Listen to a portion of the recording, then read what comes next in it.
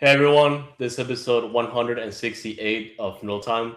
Welcome back. Here with me is the Miles Tracker OSG about to kick things up very soon. And back from his break, Marquinho, our Mark. How's it going, guys? Happy belated birthday, Mark. Happy belated birthday to your wife. What's Yeah. up, y'all? Fox is in the hen house. Yes, sir. Uh, I appreciate it, OSG. Thank you, Andres. Yeah, I've been gone for a minute. Just a lot of things accumulated during this time period. Just the birthday, my wife's birthday, Super Bowl, a lot of stuff going on at this period of time. So glad to be back with you guys. I know I'm a little backtracked as far as everything that with the Dynamo, but I'm trying to catch up and obviously glad to be back with you guys. But I'm let Andres take the bull by the horns on this show because I need to catch up. Yes, and honestly, like I don't blame you at all because there's been a lot of news that happened. Of course, last week we didn't have enough material, but over the following week, this week, we do have a lot of things to talk about. Big news over the past couple of days, of course, a lot of those news, players to look forward to for 2026, which we're going to be talking about over the course of the episode. And of course, we're going to be recapping the preseason as well as to ask questions about the roster if the team is ready to go for 2026, man. But of course, the big news coming out of this week, the first one, of course, is the Mission Control jersey, man. The new alternate kit for the Dynamo for the next couple seasons is here. And of course, we had the leak from a couple weeks ago that showed out of nowhere, but we now have the final thing uh, in pictures as I wanted to see for the first time because it's gradient, and I was missing that gradient jersey for the Dynamo. I think the last one we had was back in 2016-17 whenever we had the cream cycle orange jersey, and which I thought it was pretty cool. But man, this jersey right here, of course, taking some of the purple elements from the last one and incorporating the city of Houston layout and the location of the stadium, along with East Downtown Edo. I thought it was fantastic. The presentation itself. I'm looking forward to see the jersey in person and the whole kit combination to see how it plays out on the field. And now I'm gonna be saving up my wallet because it's $160 for the authentic. I'm gonna weigh that down for it, but I want to hear the thoughts first from Mark. I want to see your reactions first from the introduction and your thoughts on the jersey in general. Well, first and foremost, man, I like the fact that we're getting away from the Space City blue and going more towards the purple. I think that's a great little combination, a kind of a weird combination of orange, black, and purple that you don't see too much around the world as far as teams and clubs and stuff like that. So I like the uniqueness that we have in that sense. The jersey kit itself, I mean, obviously it's something different. I get what they were trying to go for. Obviously, it's new, it's brand new, and it's always exciting to get a brand new kit. I I'm not the biggest fan of it. I like it. Obviously, it looks good in the pictures and the promos, and obviously on the players and things of that nature. Obviously, I can't wait to see it on the pitch and see how it really looks, and obviously in person to see how the texture and how the kit really looks, especially on somebody like myself. But obviously, it's great to have a brand new away kit. The whole map thing on the jersey. Obviously, at first it kind of seemed a little bit too much, but I mean, obviously, I get it and I understand it, and it's a great way to coordinate the fact that that the Dynamo and East Downtown and everything they're located, and obviously the whole mission control thing that they're running with. It's a great homage to Space City and Houston and all that good stuff. So out of 10, I'll probably give it like a 6.57. Yeah, and it reminds me a lot of the City Connect jerseys from the Astros that was discontinued just last year. And just shout out to everybody joining in the chat and everybody joining in the live stream on YouTube. Dago saying that that jersey has been receiving too much hate. I actually like it. And Jeff Strong, our our massive Jeff Strong, man, the Mission Control Kid and First Texas Derby, good week, man. Yeah, You that know, just to go back on the thing, obviously, I think Dago does have a point in what he's saying as far as he's receiving a lot of hate. But I think that the standard of kits, especially with the away kit, it's gone up a lot Yeah, over the past recent years, right? With the purple lean kit, with the black kit, the blackout kits, and then obviously the tequila sunrise one we had prior before the rebrand and stuff like that. Like we've had a lot of great away kits, for in the last decade and a half, and I not to obviously pour sand on this one or to disrespect this one, but obviously I don't think it's one of the best ones that we've had the last decade. Good away kit, nonetheless. no, for sure. And OSG, what are your thoughts on the jersey? I know that we're bringing back purple to an extent, and people have their opinions, good or bad, when it comes to the color. But what are your thoughts on the kit? Look, I'm with Doggo. I mean, it did get a lot of hate at first, and the footy headlines didn't do it no justice either. Even though it looks the same, I think the picture was just like, man, it was bad, bad, bad. But now that you're seeing it, more on people, and I saw it on Diesel in a TikTok video, and it looks good. All the orange is right here with the purple. Then you got the orange back down here. Of course, you have downtown Houston right here. Hitting you right there, and it's I like it. I like it. I'm going to be more than 6.5. I'm going to be more like a 7.5 right now. So obviously, when you purchase it and you put it on, that's gonna just go up a little bit more. So I'm with it, and I will most likely will get it this weekend and have fun with it. No issue on the back. No, yeah, and in person, I'm gonna have to see it. And of course, if you're able to find it either discounted, you might have to wait like another year. but and if you really like it, it definitely looks like a good jersey. So Use the discount code the team sent you. yeah, Use it. our season ticket holders, yeah. Well, Yeah, that's and right. I believe you get a discount if you're a season ticket holder. I don't know what the percentages are, and I think there's another discount for I forgot what else, but yeah, I mean obviously, yeah, but the great thing about these kits is, yeah, it's tough to fork over $160 for an authentic kit, right? But I mean, it's a kit that lasts 2 years. At least it's not every year like most leagues in Europe and stuff like that, where you're buying a home kit, an away kit, and a third kit. Unless you're a Napoli supporter where they release 7 kits per year. So Yeah, but Mark, we're still buying a kit every year. We no, for we sure, got an away kit this year. We get a home kit next year. We're getting a third kit this year, so that'll be another one. for sure. I'm a dash side. I'm getting a new dash orange this year, so like I'm definitely got to get that one because I'm excited to see what that one's gonna look like. So Mhm. yeah, bro, I'm forking over friggin' money left and right. No, for sure. And honestly, we have to consider the fact that we have this jersey that just released, and we do have the rumor that the Dynamo are getting a third kit over the course of the season. So we're looking at a lot of money coming out of your wallets very, very soon if you choose to get the jerseys at odds in the same year. So I'm definitely gonna be waiting a little bit and looking for a discount or just wait for the right situation. But well, man, that and of course the World Cup coming up this summer, man, this is a Let's year get a of Foxtrot code, a discounted Foxtrot code. So I know some bunch of fans are listening and didn't know there was a discount to be for the jersey. So let's get our own little code and pass it out to people and get that discounted out there and pass that jersey on to everybody. yeah. We do need to get that code, and we're gonna bother the Dynamo until they give us a discount code Mhm. for Mhm. Adidas store or the team Admin's store. listening. Yeah, yeah. They better be listening.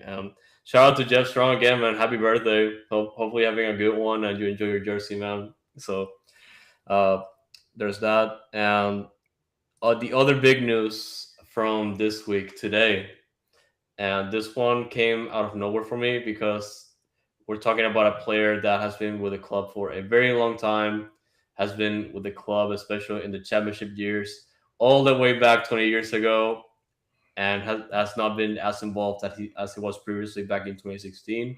And of course, we're talking about Wade Barrett, a Dynamo legend, former Dynamo captain. former Dynamo coach, even, and for the first time in almost 10 years, man, he's back with the Dynamo organization. He is named as the club's vice president of community engagement starting this season. And this is fantastic news, by the way, because obviously one of the things that have been lacking when it comes to the club is just the community engagement, or rather, the club finding ways to appeal to not just the community, but also try to bring in that grassroots movement to get those fans in and be more engaging when it comes to the community. Because, of course, we do have like a ton of people that follow soccer in the city, but of course, we do know for the past few seasons that, or even years, that MLS has not been that appealing to a mainstream soccer fan in Houston. Houston, it has a million soccer fans. It obviously, I wouldn't say millions because that's more exaggerated, but there's a lot of people in Houston that love soccer, and we I do think you're still have correct with the. millions. I think it's fair to You say could say millions. I that, mean, yeah, I mean millions of. yeah. Like it's I more mean, so about, yeah, yeah, it might not be millions of MLS fans or millions of definitely Dynamo not. fans, but millions of soccer fans for sure. I think that's the whole dynamic where everybody looks at the city of Houston as a pot of gold or untapped potential with the soccer with soccer and MLS, right? Because we have all these global fans and all these global citizens that live here and people who support other clubs from all over the world and other leagues, and it's just how to break through with them with the Dynamo and bring them over to the MLS side and support their hometown team, because at the end of the day, obviously I'm not comparing the soccer talent here as to opposed to the EPL or La Liga, but I mean, but at the end of the day, we're on par with Liga MX, and obviously we know the whole community that supports teams like Club America or Rayados or Tigres and stuff like that. I mean, I think that as far as MLS, overall, we're on par with Liga MX. Now, as far as Dynamo as a club on themselves, are they on par with Liga MX clubs? I mean, obviously, it's one can debate that because obviously during the last couple of times we faced them, it wasn't a good showing.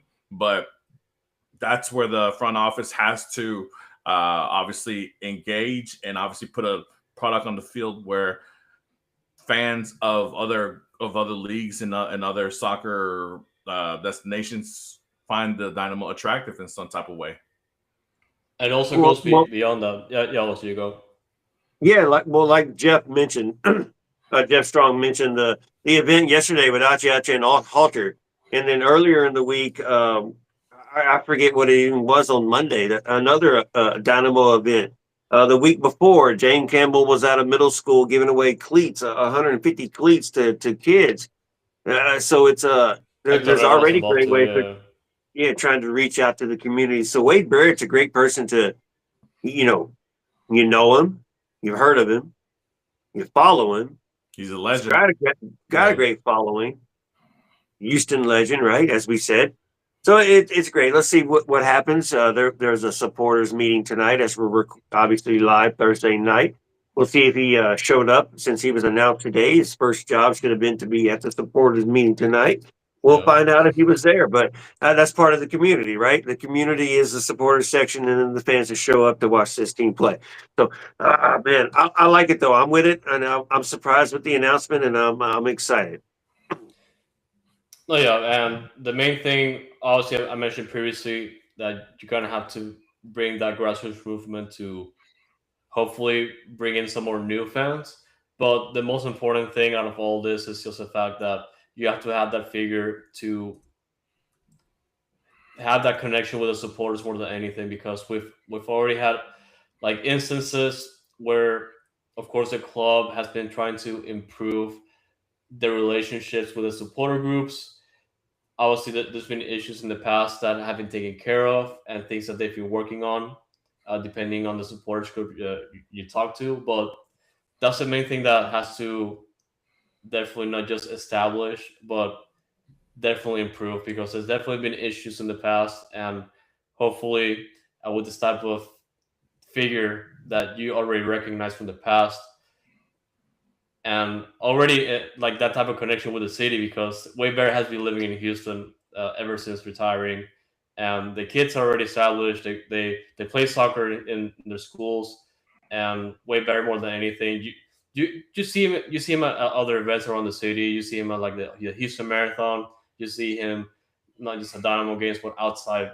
He's very engaged with the community, and just having that type of figure that knows the city and tries to engage with more people to come to games and just be more involved with the club in general.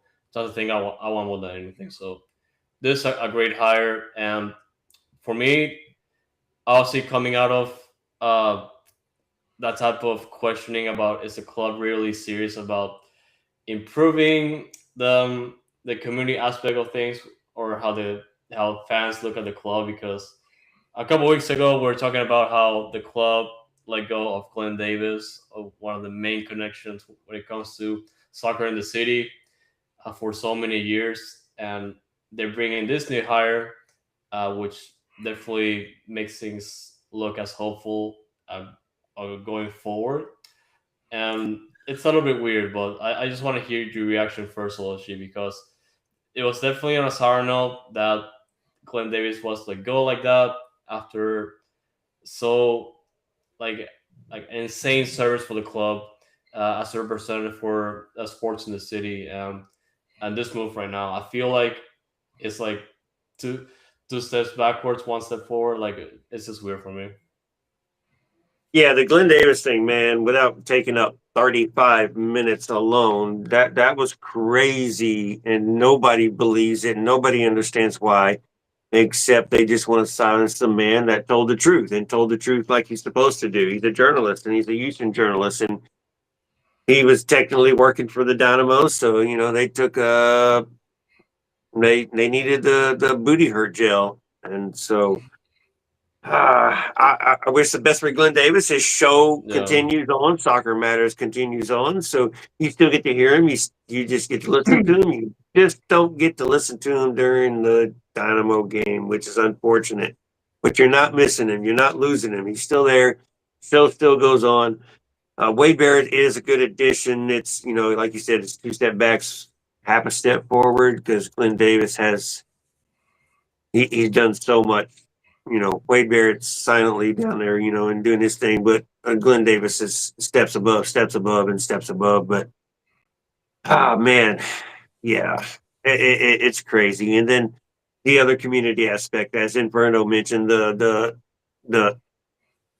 legend speak that they call it, or whatever they call it, at pitch 25 most of the time with Brian Ching and all them and whoever else shows up. That's fun for people to see. They get to attend, they get to ask questions. And then Glenn Davis has been doing it as well at Senate Avenue on Tuesday nights for people to attend, and he invites people to attend, and he's been having fans on his show too. So I like it. I wish we could have kept Glenn Davis on for some capacity, but he's still part of Houston, and he's not stopping. He's still going to grow the brand. He's still going to grow the Dynamo brand, whether they like it or not. yep. So move on. Take this up. Yeah, I gotta. I mean, obviously, it's a no-brainer for any club or any team or any establishment to bring back their legends. I mean, it's a no-brainer for us to bring back Wade Barrett. It's a no-brainer to have Brian Ching involved as he is. Excuse me. And obviously Pat Onstad as GM, and things like that. The thing with Glenn, obviously, and I'm not gonna go too deep in it, but obviously, I know this happened a couple of weeks ago. It's an unfortunate thing. I think Glenn is one of those people. I mean, I've come in contact with him a couple of times, and obviously he's been nothing but class every time I've talked to him. And he just has pure love of the game.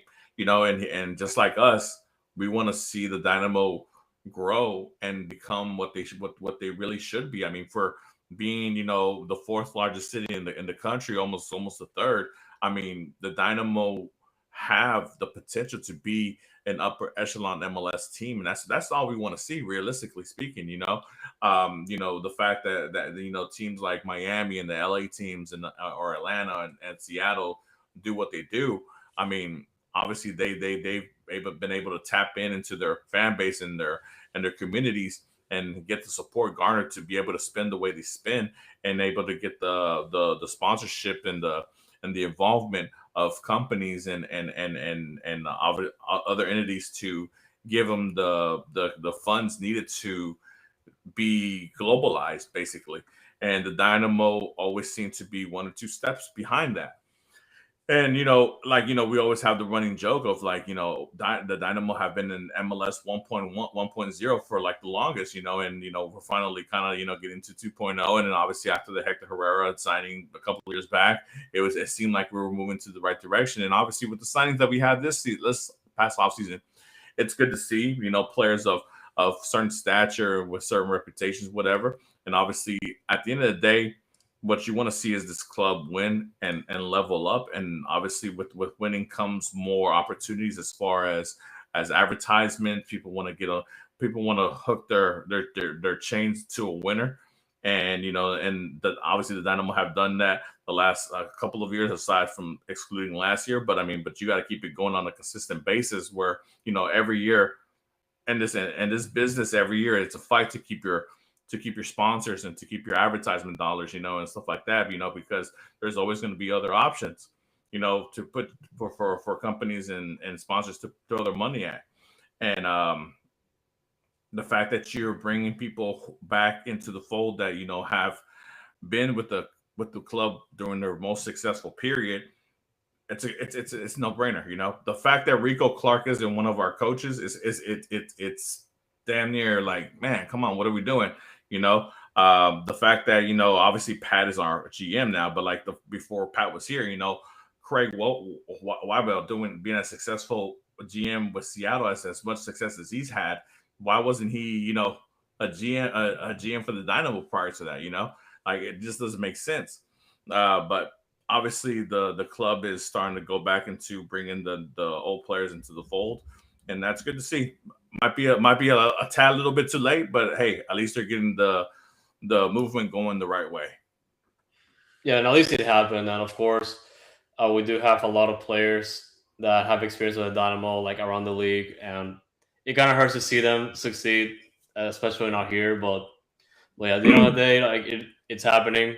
If not, it's already happening. Of course, we already have Pat Onstad on board on the front office for the past couple seasons, and which is great. But of course, this season has a lot to prove when it comes to the questions that have been we've been asking for almost a year now.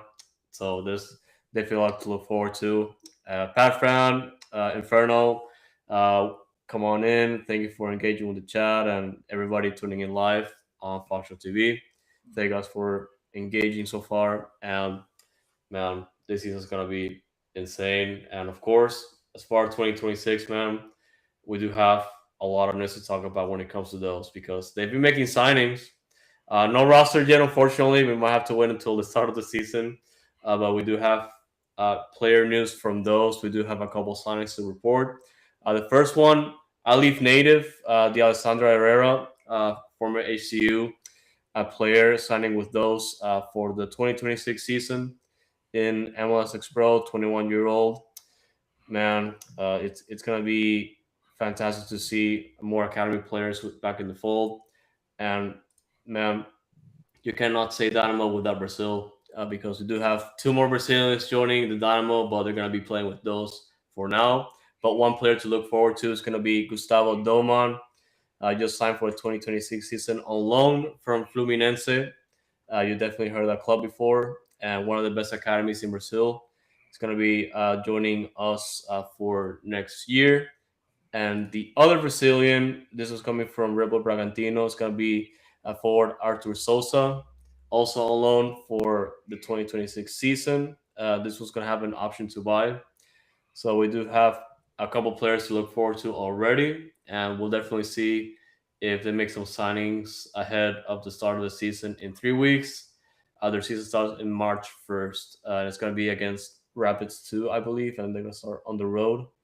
But but yeah, guys, I wanted to bring that up because, of course, we do have the academy still producing players. Asher Mellison highlighting the fact over the past couple weeks that we've been producing talent. We're more so of a selling club at this point, and we chatted about the pipeline situation in the last episode. But I wanted to ask OSG first. Out of these three players, Which one are you looking forward to the D'Lo. most? D'Lo. No, I'm just kidding. Herrera. His nickname is D'Lo. He's D'Alessandro or whatever. Herrera. He's just the most experienced one of them all. He went to college for 4 years, even though it was only Houston Christian. He's an academy player for the Houston since he was 10 years old. Yeah, Went to Houston Christian for 4 years. For 4 years, he was a prominent offensive player. In the last 2 years, he had 17 goals and 19 assists. I like the production right there from an attacking midfielder. I think he is. I'm not too sure what I forget what his position was, but so I'm most excited about him just because of the experience, which means he can be coachable, and you're one step away. So we'll see how he performs when he gets to play in this level now. College, one step down, maybe two steps down. So it'll be interesting to see. Doman, your defensive midfielder, the lone, he's coming from where Andrade and Antonio Carlos is coming from. So, our pipeline is existing right there. So we're obviously watching this kid and have been watching him. So we'll see what he can do. It sucks that he's the Sebastian Rodriguez replacement, pretty much playing the same position. Sebastian Rodriguez, even though that's not been announced by the Houston Dynamo. Hello, announced the mother has played a game already. yeah. So you need to announce the kid. We know it's happened. What are we waiting on? Announcing. You do everybody else. What are we waiting on? Announce the kid. He's on a loan, and then he'll be sold. He'll be bought because they're not going to want to get rid of him. And then the other one, Sosa. Yeah. Man, this dude's a project. Straight up project. Where was he at? Where we get him from? Sosa, he was from Red Bull Bragantino. They loaned him out twice last year. So he's not even playing for them. And now we just loaned him from them. So he's been loaned out 3 times from his home team. So, Yeah. yeah, all right. So the kid's a project, a total project, and we'll see what he can do. It's Dynamo 2. So no risk, all reward, So, yeah, if you suck, you're gone and you're out, and it didn't cost us nothing. So I like the 3 signings. You know, Brazil continues on from the first team to the second team. And I like the academy players that we've been highlighting on the Instagram of Dynamic Foxtrot. There are some academy players, Di Martelli, Chris Gonzalez, Well, yeah. and among others that I can mention 4, 6, 7, 8 more, but they're doing a great job playing for the national team, playing for the Dynamo Academy as well, scoring goals, making attention, drawing attention, Mexican national players as well too. So pay attention, y'all. They are growing. They are coming up. It's slowly and they're young. And they're really young. So that's the issue with the academy right now. Finding Yeah. those players, man. But they're doing a good job. So yeah, just keep seeing it. Follow on the Dynamic Fox at Instagram. I keep highlighting the Houston Academy, their own Instagram. So when they post something, I repost it too. So hopefully we can get out and see some of their games. I know when they come to Austin and play against Austin, since unfortunately still live here. I'll go over there and I'll check them out on that weekend as long as we're not in Houston already and taken care of. But good job, Academy. Oh yeah, man. On top of that academy, Sabir Mohammed scoring against FC Dallas, and hopefully we get to see him with those. And man, I'm looking forward to this season. Mark, you wanted to say something? Yeah, I mean, obviously with MLS Next and Dynamo Dose, I think Asher and Pat are trying to take full advantage of both pipelines that they have available to them. Obviously, the pipeline of going down to South America and grabbing young South American players has worked out better for them than the homegrown talent in our backyard. Unfortunately, it's one of those things where you mentioned earlier, and Fluminense, is one of the best clubs in Brazil, and not only that, they're one of the best youth clubs in Brazil and all over the world, to be honest. And that's why a player like Felipe Andrade was able to make such a quick jump from Dynamo those two, the first team, and then obviously overtaking a player in Franco Escobar, who was one of our top notch players, And we're hoping to hit doubles with Gustavo coming in from the same place and doing the same thing. Hopefully, And Antonio Carlos as well. yeah, and the thing is, like, obviously it looks a little bad, obviously with the homegrown talent from Houston not getting the opportunity as far as the South Americans coming in. But I mean, the scouts and Pat and Asher see what they see, and the coaching staff sees what they see, and they see that the players from down south, from South America, coming along further along quicker than the homegrown. You got to make the decision, whatever the decision is. Obviously, it's sad to see a player like Sebastian Rodriguez be gone like that. But I mean, if there wasn't a room for it wasn't room for him, then there wasn't room for him. And if somebody comes in offering money for a youth player like that, then you gotta, I guess you got to benefit where you got to benefit from. And obviously there's other names that from the local side that are sparking interest and are making a name for themselves, and that's good. As a youth player, all you can do is just play the game and hope that you get picked up. You got to keep going. You can't take days off, and you gotta make people say your name. And hopefully they say your name enough to the point where it comes unedible that you got to be picked for the first team, and then you make your noise there. And obviously it goes from one thing to another, because once you graduate from Dino Dos into the first team, you got to now graduate into making the match day 18, and then from the match day 18, from being just there, the last man on the bench, to being an actual sub, and then so on and so on. So it's just a journey. Like I said, hopefully, because obviously it's one of the big things, that Glenn Davis has pointed out with the Dynamo, the lack of graduating homegrown local players into the Dynamo first team. It needs to happen. But are they just going to make it happen just to make it happen? I don't think anybody should just get it just because it's one of those things that needs to be done because we haven't done it. It has to be a player that actually deserves it. Not to say that none of these other players prior didn't deserve it, but obviously under the eyes of the guys who make the decisions, they weren't worth it at that time. So once that player comes about and they make the moves that they need to do, I'm sure Pat Ash and the scouting department and the coaching staff will graduate that player into the first team. But until that happens, obviously we're going to have the stigma of the Dynamo don't graduate their local homegrown, and that's why the homegrown players go to FC Dallas or go to Mexico. And then obviously we heard about I think the kid's name is Alan Rojas, who just started for Rayados, Houston native. Yeah, Houston native. Starting with Rayados, and obviously we know what kind of team Monterrey is. They're one of the biggest teams on this side of the hemisphere. But hey, you just gotta, I guess, I hate this cliche. I guess you just gotta trust the process and hope that Pat Asher and the coaching staff are making the right decisions with these young guys.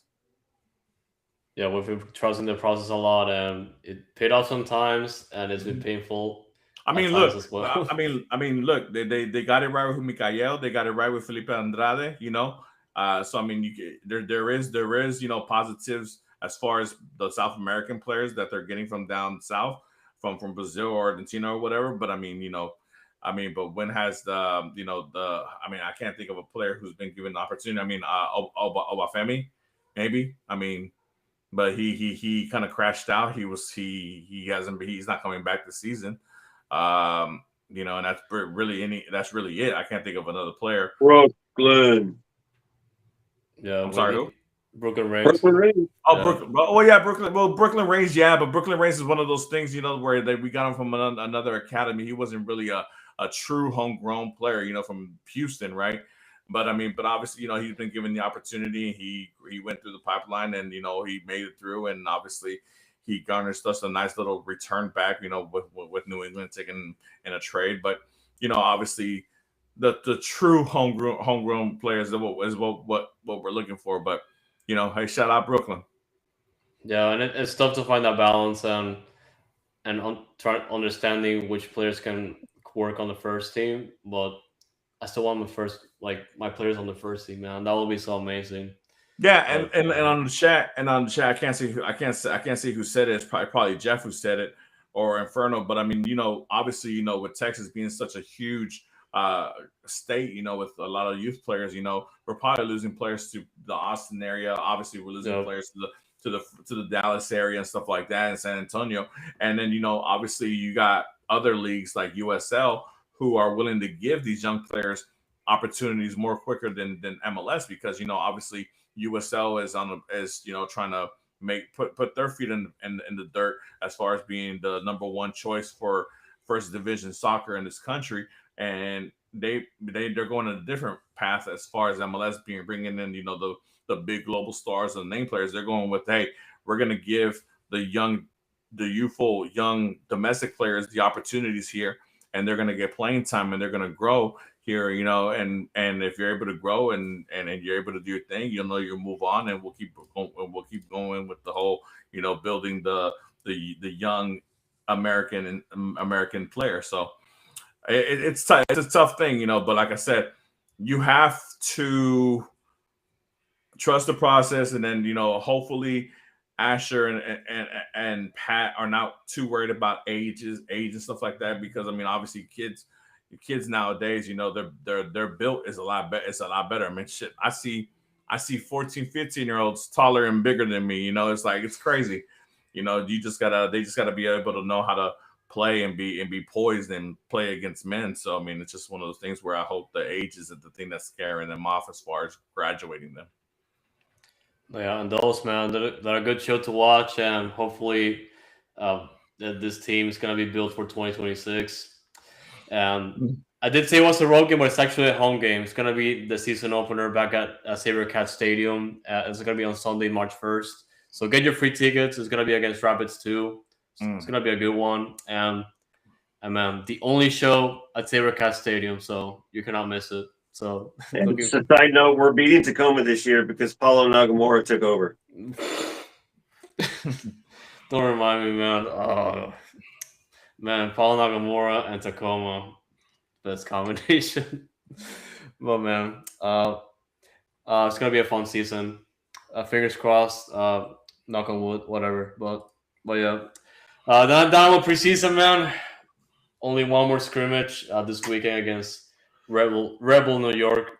No longer New York Red Bulls. I keep reminding myself that, and we had to recap some of the results because last time we talked about Dynamo preseason. In the last episode, they played the game against FC Cincinnati, and in the past few games, no streams unfortunately. We only have results and lineups to go out of, and of course some goal highlights, which you can always watch on Fox TV. We do have all the goals and all the media remarks uploaded right now on Fox TV, so check it out after this episode. But we do have the results to go through. The Dynamo did beat New England Revolution back in the last preseason camp game in Tampa. That was 3-2. And back in Houston, they did beat San Antonio FC 2-0 at HSP. The first game of Tornado Tejas, which was against Atlanta United, they tied 1-1, but they won the penalty shootout 4-3, thanks to some penalty saves from Jimmy Maurer. And the last preseason game this week, of course, it was back in Frisco. Houston winning 2-1 against FC Dallas. And like I said, it's just annoying because we're not able to go through the results. Player getting the winning goal. Yeah, Samir Mohammed, man. That highlight, that goal, that was like so delicious. Even though it was just like a set piece goal, like a header, man, like it was just fantastic to see. But yeah, I wish I was there to analyze that game because unfortunately the team likes to be secretive up until the last preseason scrimmage of the season, which it's going to be the Fan Fest at Shell Energy Stadium this Saturday. Well, Andreas, we did have somebody at the Atlanta game in Houston, and they did write an article about it. So if you want to check it out, go check it out. You can see it on the dynamicfoxtrot.com and find that article there in the blog section. So Herman, who is back with Foxtrot, was at that game.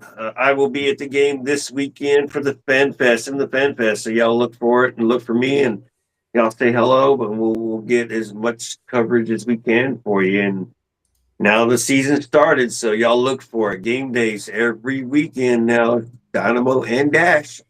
Yeah. Didn't Ponce score the first goal for the Dynamo against FC Dallas? Yes. He did. A little tap in. Obviously, it's good to see Ponce get on there. Get on there. I just saw him as I'm saying that. I see Inferno say Markinich over Ponce. Obviously, Markinich is having a great pregame preseason with the Dynamo. He came over from Catalonia in the La Liga 2. Um, Great crazy thing. I just saw that club is on poise to get promoted to the first league. So but anyways, yeah. Obviously, look, this is a big year for Ponce. I think this year is a make or break for him as far as whether or not we decide to carry on with him after this season. Markinich is obviously doing a great job as far as scoring goals in the preseason, and hopefully he can push Ponce a little bit.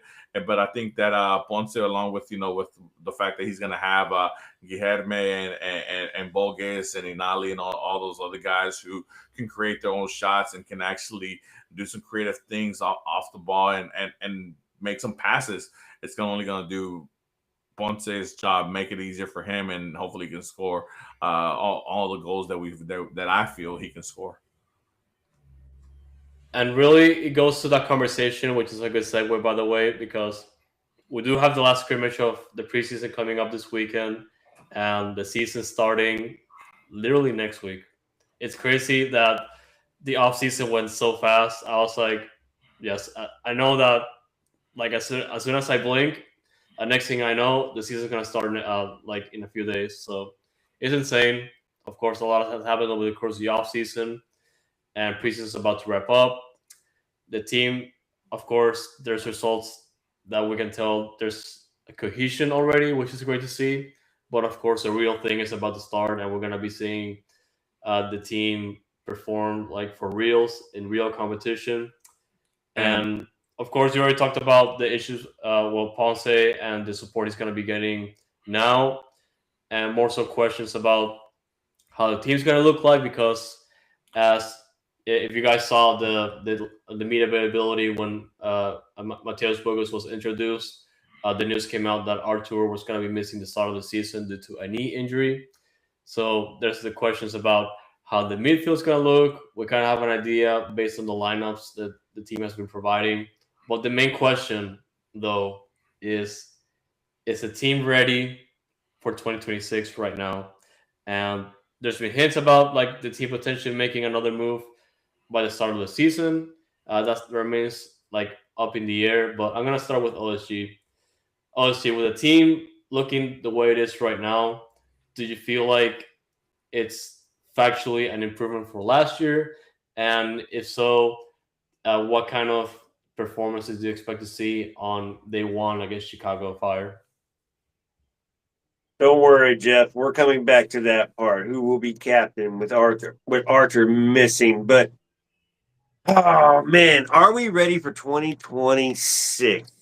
Man, that's a loaded friggin' question. Yeah, We're definitely better than last year. We definitely need to improve on the back line still. We have no depth back there, or not enough depth, or we're not seeing enough depth right now. But that's why we have trialists playing. We have redacted playing. We have trialists playing again.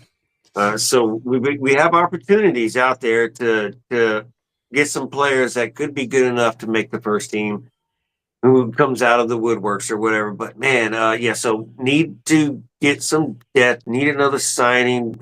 Andrade is already hurt, so that's already become an issue.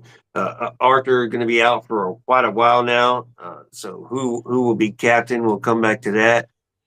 Are we ready for 2026? Well, FanFest is a great opportunity to go see that, see if yeah, the team looks ready.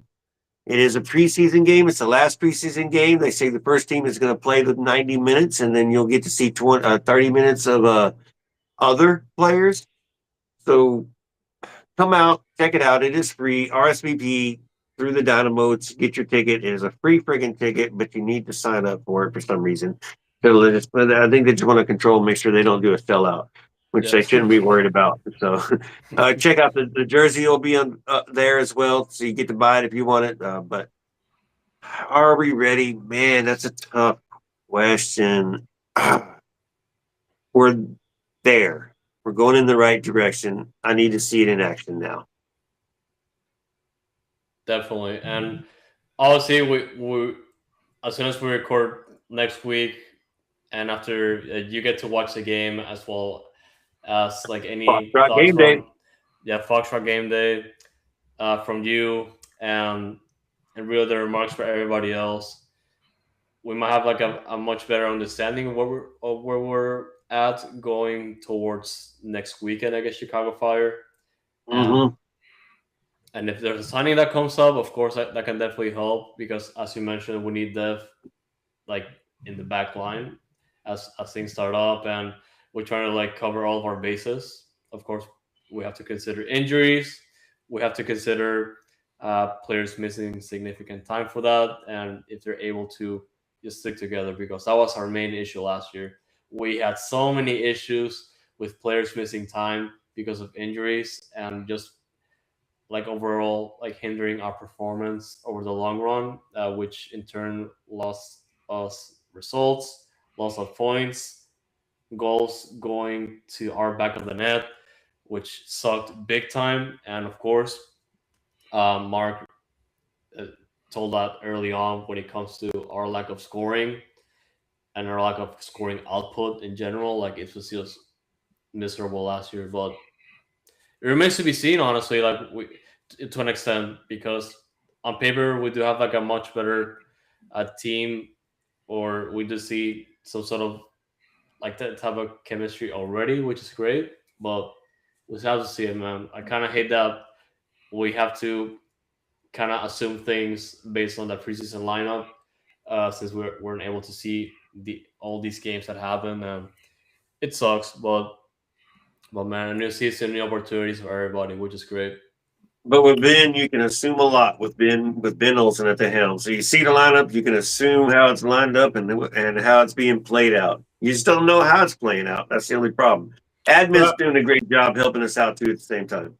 But I think one of the things that put us like a way ahead from last year, for example, is the fact that all our signings came before, and all the signings got were Right. able to play with each other. So the fact of the matter that they were able all to have games underneath their belts and get to know each other quite a bit, because I mean, obviously they've played up to this point what like 6 games already in the preseason. So I mean, that's a lot of game time to get to know each other. Obviously in practices and stuff like that, we're not making last minute signings like 3 hours before the season starts and stuff like that.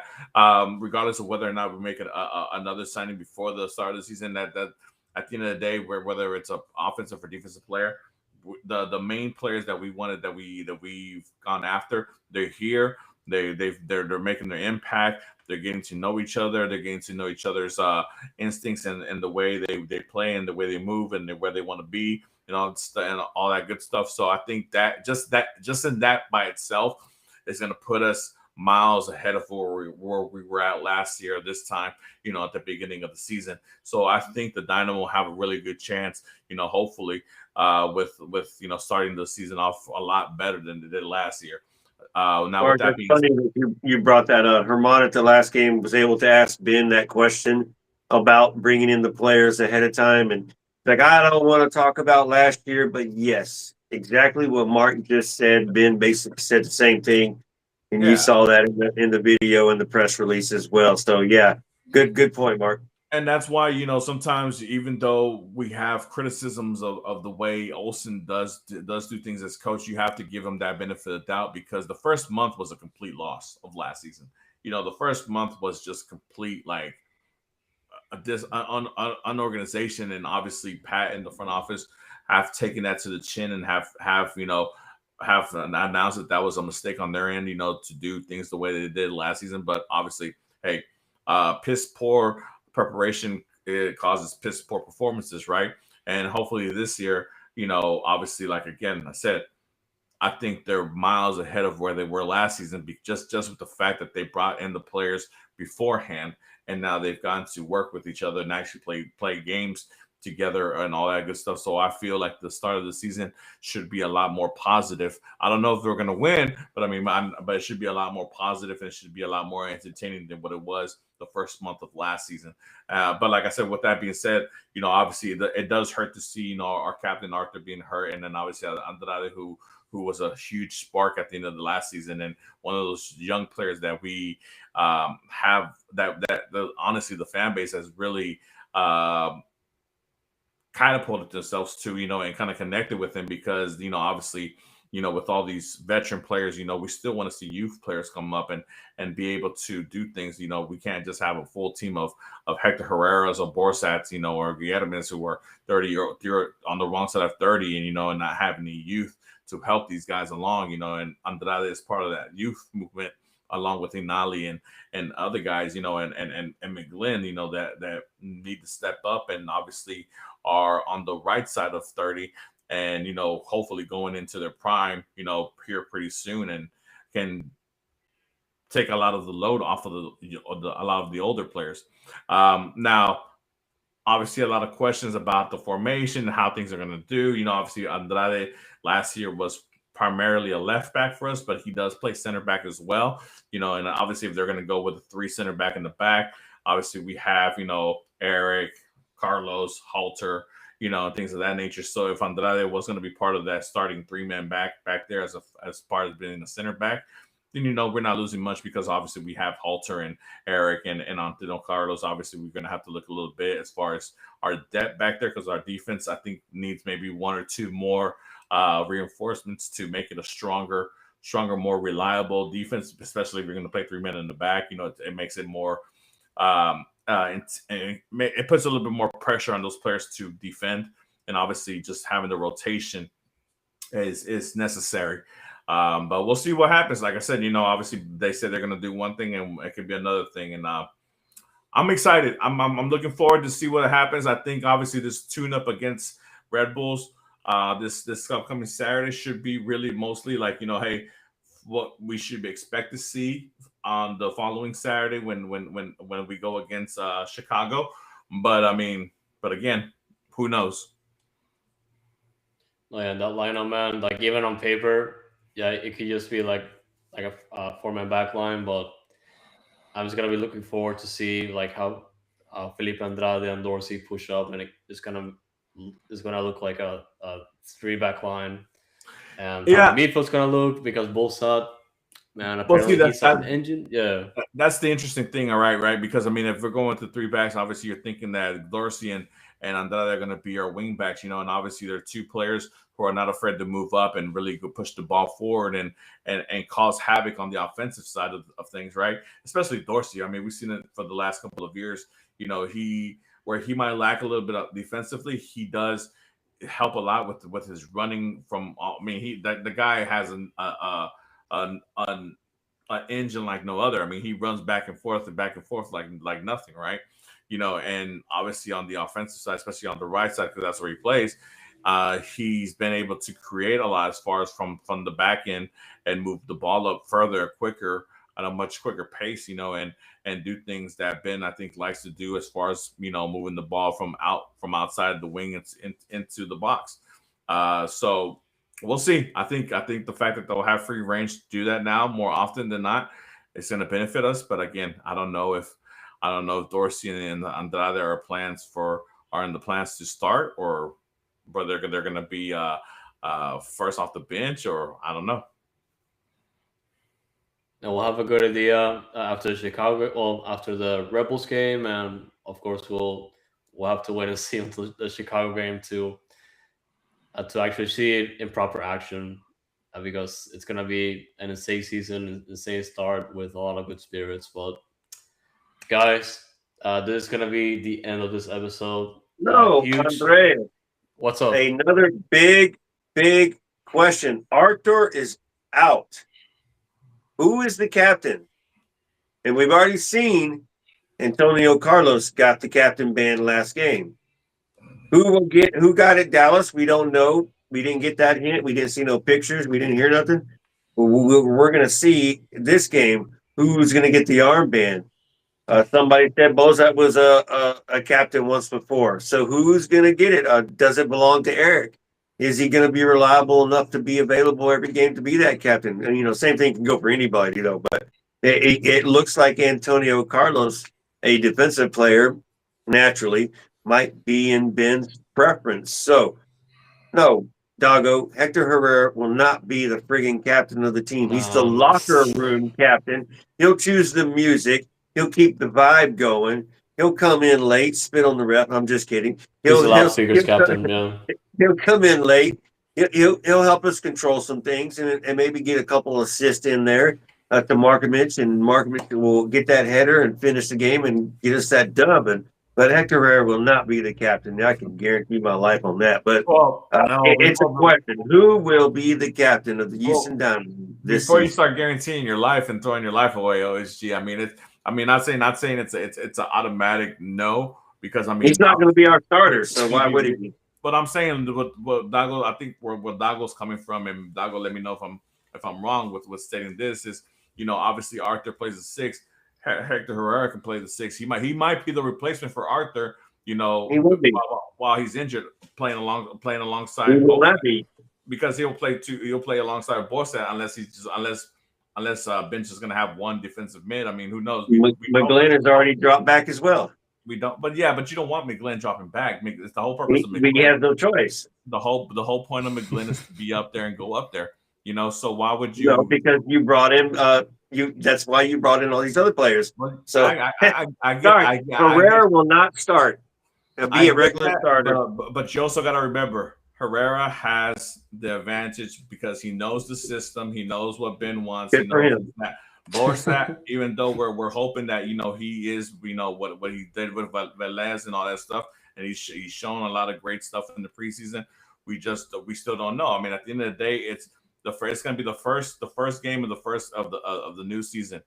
Obviously we hope that everybody's available, but when people are not available, you got to go with who knows the system best. And at this point, you know, Achi knows the system best. Now, Yeah, I know now, he will not be the captain. but hey, you might say he might not want to be. He say he doesn't want to be the captain, but at the end of the day, when it comes to players and choosing the captain, it's about respect and who you respect. Obviously Eric would be the choice because Eric has been with the club for the last 3 years, whatever, and he's been the captain, he's been this and that. But if the club and the players for that first match all get together and Hector is starting for whatever reason, like I said, if Olsen does decide to go with Hector, I don't see a world where he might not be the captain just for that one game. I mean, it's one game. It's not one of those things where We don't know Ben. you Ben's know. not going to give it to nobody him knows for Ben. one game. But I mean, Ache will be a spot starter. We'll get games. but you're always It's going to be Eric or Carlos, and it's pretty but, obvious who it's going to be you're right over now. here, but people are over here saying, why don't we give it to Eric? Eric is for sure probably the answer that's going to happen, right? But if we're playing devil's advocate and just arguing just for argument's sake, you know, people saying Borsa or even Antonio Carlos. Antonio Carlos was with the club for 10 games last season, right? I mean, a player who's been with the club for 10 games, okay, that's kind of a stretch. Maybe because he's the eldest Brazilian, and there's you're gonna have a multiple amount of Brazilians. I don't know. Um, I'm never one to give the goalkeeper a ban as far as bond because goalkeeping, you can't really move around. All Besides, right. Well, we're running out. We're running out of time. But so also, what Ben has said himself, from y'all that have followed and listened to the Foxtrot TV videos that the Dynamo have been providing and everything, you also, have some context too into it to who Ben is probably going to choose and who he's looking at. But so that's why I put my money on one of the defensive backs, the center backs. so I would be, aside from Merrick, you think it's going to be Antonio Carlos? yes, yes, just from the hints and just from what Ben has done, and Ben, could come out of the woodworks, but I could see Bozat doing it. He's been here for a month and a half, so he could earn it. Ache cannot be the captain, and yes, Mark, you're right. He starts game one, and he could be the captain for that game. Yes, Yeah, I don't think that's so what I'm saying. because That's what I I'm don't saying. see that in Ben. Ben will choose a captain from day one, and that's the guy who will be starting. Who will he rely on to start? And that'll be Eric or Antonio But Carlos. Ate will be a spot starter and a side captain, a vice captain per se, whatever you want to call it. He won't be the guy doing the coin toss no more. But that's what I'm saying. Like for one game, because obviously Arthur, who was our captain, is out. Obviously there's a vice captain, and I think Eric is the vice captain. So like I said, Yeah, I think Eric's going to be the captain for match day one. But if for whatever reason, how players are. Players sometimes, hey look, blah blah blah blah blah. We Well, I see what respect you're Hector. saying. Hachihachi will be the honorary captain on the And, field, and and, everybody's and, going to and, and respect the let's man, right? Yeah. and let's say if the players want Hector to be the captain, Hector's going to be the captain if he's starting. I mean, obviously we're jumping hurdles here. First, we got to Right. find out if Hector is going to be the one to replace Arthur over Borsat, or if they're going to play alongside each other, whatever. Depending how the thing's going to be. But I think it's a good possibility. Maybe like a 15% possibility. If Hector is starting match day one, I wouldn't be surprised if he is the captain. I will be 100% surprised. You're 15%. That's good. Whatever. I'm sorry. All right, we're done. That was a great debate. Andreas, take back over. Jeff says that OSG is speaking for the refs, which is hilarious. Right. I wiped that off. No, Hey, I mean, honestly, if Hector ends up being the captain for match day one, I think OSG needs to buy me a beer. I'll buy you a bucket, Mark, since you're the bucket king. Bucket king with the bucket. take a meal. I'll take a meal instead. I'm not into the buckets. And honestly, the Okay, discussion got interesting when I'll buy Achachi. your bucket you had today. And honestly, the discussion about who's going to be the captain got interesting when, of course, we have Chenko on the team, Hector Herrera returning, and of course, veteran figures like Antonio Carlos and Busad coming into the team and making their presence felt. I'm definitely leaning towards Vichenko, but of course, Arthur being gone and Hector Herrera understanding the system already, like we discussed. I mean, honorary captain, I can definitely see that. Hey, But my guy Victor on the chat has come in and he's back. Victor, Hey, shout out to Victor. Y'all go listen to him on Soccer Wise, by the way, just today. So go check him out. Victor, man. Yeah, I mean, but Ben, he's gonna pick one and he's gonna be somebody else. OSG's backtracking a little bit now. No, I'm not. Achachi will not start or be the captain. He's a spot starter. He might start game one, and you won't see him for 4 games. That's all we're saying. We're talking about match day one. We're talking about match day one. We're not talking about the whole season, this and that. I mean, obviously, we're hoping Arthur makes a speedy recovery and he comes back, and obviously he'll be the captain and stuff like that. But for match day one, who's perfect to replace Arthur in that 6th position? Somebody who's been in the Olsen system for the last, well, obviously not last year, but for the previous 2 years prior to that, who knows the system, knows what Ben Olsen wants. He's basically a coach on the pitch, and he understands what Olsen wants from his system, from going from the defense into the offensive end, and for that Carlos was the band, Achachi's the captain. If Eric and the players are going to make a statement about it, I wouldn't be surprised. Now, like I said, I'm with you. I think Eric's going to be the captain. But if for whatever reason something happens, I think Hector is the choice to go after Eric. I don't think Antonio Carlos has enough blood in the ground to make that claim, unless you're just going with he's the oldest Brazilian player there, and obviously we have a whole bunch of Brazilian players now, blah blah blah, this and that. But I don't think that's the way you go about choosing the captain. That's what Ben said. He's fitting in with the team and the way he fits in with the team and the way he talks to the team and the way he's leading the team and being part of the team. So that's what it is. Ben's got a lot to choose on, but like I said, we were running out 5 minutes ago. So this is a debate that has to end. Yeah, this heated, and with whatever happens next week, heading into the game against Chicago for the opener, man. We'll see who's the captain. We'll see who buys buckets for who, man. Mark, we will continue this on February 21st at the tailgate prior to the game. Who is going to be our captain is your tailgate question. That's the Surgeon Texian tailgate on the north end of the stadium out there in the parking lot. We call it the Surge lot. And look, depending on what happens this weekend with the lineup or whatever, we can even discuss it a little bit next Thursday on the show. As far as because we'll be closer to the opening day, and we'll see who's available and all that great stuff too. So more debate. Absolutely, we're still gonna debate. We'll still be here to discuss all things Dynamo. Man, the season is coming right up. Next thing you know, it's gonna be tomorrow. But of course, go to the Fan Fest this Saturday. Kickoff is at noon. Doors open at 11 a.m. Be there. Enjoy the last time we're not gonna be seeing the Dynamo without a stream. But man, go get that free ticket from the Dynamo website, and of course the home opener coming up and the weekend after that. So guys, everybody tuning in live, we do appreciate you, and of course everybody in the comments. Jeff Strong, Inferno, Victor Araiza, Jonathan Prudencio, Pat Fran, Dago, everybody, thank you so much for engaging in the comments. Harry as well from San Antonio, shout out to him. And man, we better not meet each other at the Open Cup. We'll see you though.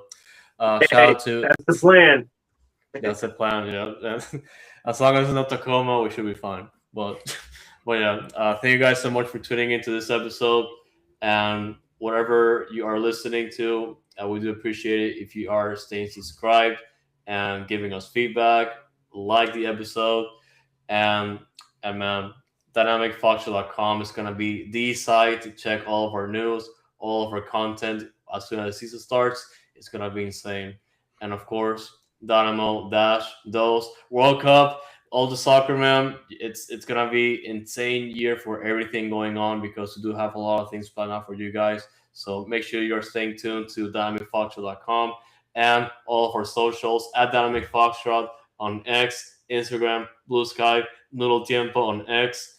Man, like you're gonna miss so much content this year if you're not following us because it's gonna be an insane year for soccer. As soon as July hits, June, May, bro, like it's gonna be so easy to miss everything. So make sure you are staying tuned because it's gonna be absolutely insane.